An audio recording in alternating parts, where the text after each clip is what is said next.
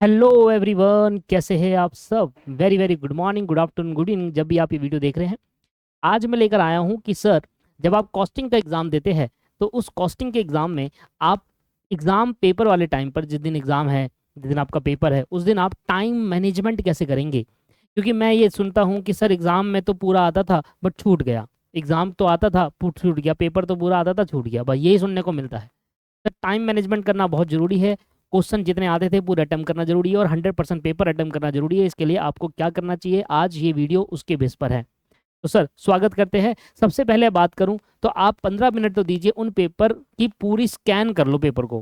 पहले 15 minute, first 15 minute क्या करना है आपको, आपको पहले पूरे 15 मिनट पेपर को स्कैन इस तरीके से करो कि उसमें आप ऐसे क्वेश्चन सेलेक्ट करो कि पेशी पढ़ा, अरे यार ये वाला तो मेरे को आ जाएगा, मारो टिक। तो भैया जो क्वेश्चन आपको लगता है कि आप कर लोगे, इजी क्वेश्चन है आपके लिए, वो इजी है उस टाइम पेपर में, इजी क्वेश्चन को आप करो टिक। ठीक है, इजी क्वेश्चन को आप क्या कर लो, टिक कर लो कि भाई ये वाला क्वेश्चन तो मुझे लगता है। तो ये 15 मिनट तो आपको मिलते होंगे। देखो, आंसर शीट मिलने से पहले आपको क्वेश्चन पेपर मिलेगा, उसमें आपको कुछ टाइम दिया जाएगा कि क्वेश्चन पेपर थोड़ा पढ़ने के लिए। तो उस जितना भी मिनट आपको मिला है, चाहे वो 15 मिनट हो, 10 मिनट हो, जितना भी मिल रहा है, आंसर शीट आने से पहले वो आप उसको स्कैन करेंगे, प्रॉपरली पढ़ेंगे, हर एक क्वेश्चन को देखेंगे और उसमें ये देखेंगे कि कौन सा क्वेश्चन इजी है, उसको मुझे पहले क्वेश्चन कर लेना चाहिए। इजी वाले पे लगाइए 1, पहले मैं ये करूंगा, फिर मैं दूसरे ये करूंगा, फिर मैं तीसरा ये करूंगा। इस तरीके से आप टिक लगाते हुए चलिए। जरूरी नहीं है कि क्वेश्चन नंबर 2 का ए पार्ट और 2 का बी पार्ट, अगर क्वेश्चन नंबर 2 सिलेक्ट कर रहे हो तो ए और बी पार्ट इकट्ठा करना है, ऐसा जरूरी नहीं है। क्या करना है आपको, जैसे कि फॉर एग्जाम्पल आपने लिखा भाई आंसर नंबर 2 करूंगा, उसका ए पार्ट इस तरीके से मिडल पे बीच में लिख दो। मैं क्या कह रहा हूँ, ऐसे मान लो ये आपकी आंसर सीट है, तो आपने लिखा आंसर, मिडल पे बड़ा बड़ा लिख दो आंसर 2 पार्ट ए, इस तरीके से ऐसे लिखना है आपको। ऐसे नहीं क्वेश्चन नंबर 2 पार्ट ए ऐसे लिख कर आते, बताओ भाई, नहीं ऐसे नहीं करना है, प्रेजेंट करके आना है सही से, आंसर 2 पार्ट ए। फिर अगला क्वेश्चन आया, आपने कहा आंसर, बड़ा बड़ा लिखो ना, क्या फ्री की पेपर है, आंसर वो एग्जाम फीस भरते नहीं भरते, भरते हैं सर। आंसर 4 पार्ट सी, मान लीजिए एग्जाम्पल आंसर 4 पार्ट बी आपने करा, तो ऐसे करा। तो जरूरी नहीं है कि पार्ट 2 के बाद ए ही करना है, क्वेश्चन नंबर 4 जो आपको लग रहा है ये इजी है वो करना है। तो क्या करना है, सबसे पहले 15 मिनट क्वेश्चन को ऐसे ढूंढो जो आपको 100% आते होंगे, जिसको आप आराम से उस क्वेश्चन को सॉल्व कर लोगे और कोई भी समस्या उसमें नहीं आने वाली है। ठीक है, फिर आप क्या करना, अगला आपका स्टेप होगा 90 मिनट्स। अब आप एक 90 मिनट का एक टारगेट करो।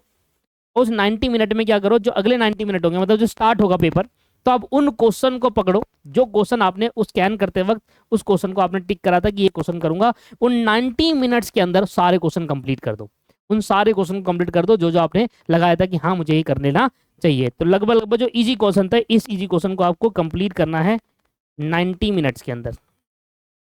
ठीक है, इस इजी क्वेश्चन को आपको कंप्लीट करना है 90 मिनट के अंदर। ये क्या हुआ, इनको कंप्लीट करना है आपको वो 90 मिनट के अंदर। और जरूरी नहीं है कि आप वो कह रहे हो कि यार क्वेश्चन आए थे 10 12 15 क्वेश्चन आए थे और मैं तो उसमें 5 ही कर पाया, ठीक नहीं सर। एक तरीका होगा, कम से कम 50% क्वेश्चन, मतलब 50% अपनी वेटेज को 90 मिनट्स के अंदर कवर करने चाहिए।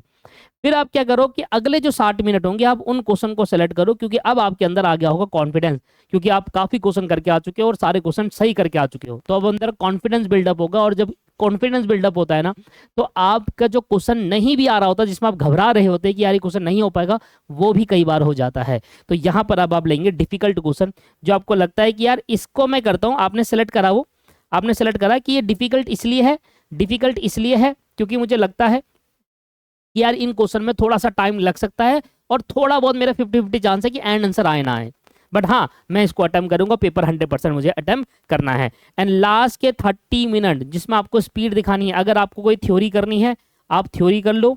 ठीक है, कोई क्वेश्चन आपका पेंडिंग रह गया है तो पेंडिंग क्वेश्चन आप कंप्लीट करो। तो इस तरीके से अपनी स्ट्रेटेजी को बनाएंगे, इस तरीके से अपना काम करेंगे, क्योंकि लास्ट के 30 मिनट ऐसे 30 मिनट होते हैं जहां पर आप सोचते नहीं हैं, जहां पर आप भगाते हैं, और भगाने में होती है गलतियां। पहले इजी क्वेश्चन कंप्लीट करो, डिफिकल्ट क्वेश्चन सिलेक्ट करो, नहीं आ रहा वहीं पर रोक दो, आगे बढ़ो, रुकना नहीं है। आपने देखा मैं कोई क्वेश्चन कर रहा हूं, मुझे समझ में आ रहा है, मैं करता गया फंस गया बीच में, क्या करूं, वहीं छोड़ो, अगला बढ़ो। हार्डली आपको ज़्यादा से ज़्यादा उसमें 5 मिनट लगाने हैं, अपने दिमाग लगाना है कि इसमें क्या कर सकता हूँ क्या नहीं कर सकता, मेरे को नहीं समझ में आ रहा अभी के लिए नहीं है। नेक्स्ट क्वेश्चन वहीं छोड़ दो, 2 पेज छोड़ दो या 1 पेज छोड़ दो, आगे बढ़ो, आंसर लिखो बड़ा बड़ा। इसके बाद मैंने दोबारा करा, कहीं पर अटक जाऊं तो सर 5 मिनट लगाने के बाद आगे बढ़ जाओ, क्योंकि कई बार स्टूडेंट क्या करते हैं, घुस जाते हैं यार उसमें, वो तब तक उसमें घुस जाता है, फिर देखता है अरे यार टाइम ही नहीं बचा, मेरे इतने सारे क्वेश्चन पेंडिंग थे। सही स्ट्रेटेजी आपका पेपर में अच्छे मार्क्स दिला सकती है, अच्छे नंबर स्कोर करा सकती है। टाइम मैनेजमेंट बहुत जरूरी है, तो इन पे आप फोकस करिए। थ्योरी नहीं करनी तो वो पेंडिंग क्वेश्चन जो रह गए थे वो कर लो, या कोई क्वेश्चन अगर रिव्यू हो गया तो वो कर लो लास्ट में, थ्योरी नहीं करनी है तो। बट इस तरीके से करना, लास्ट में 30 मिनट ऐसे रखना है आपको कि भाई मैं इसमें ज़्यादा मेरे को भगाना है, क्योंकि यहाँ पर अगर गलती भी हो सकती है तो पहले वो क्वेश्चन पहले कर ले हैं जो क्वेश्चन आपको 100% आते हैं। तो इस तरीके से अपना अपनाइए और अपना एग्जाम को 100% पेपर अटेम्प्ट करिए। वीडियो को देखने के लिए धन्यवाद। आज के लिए इतना ही। Have a nice day, bye bye and take care.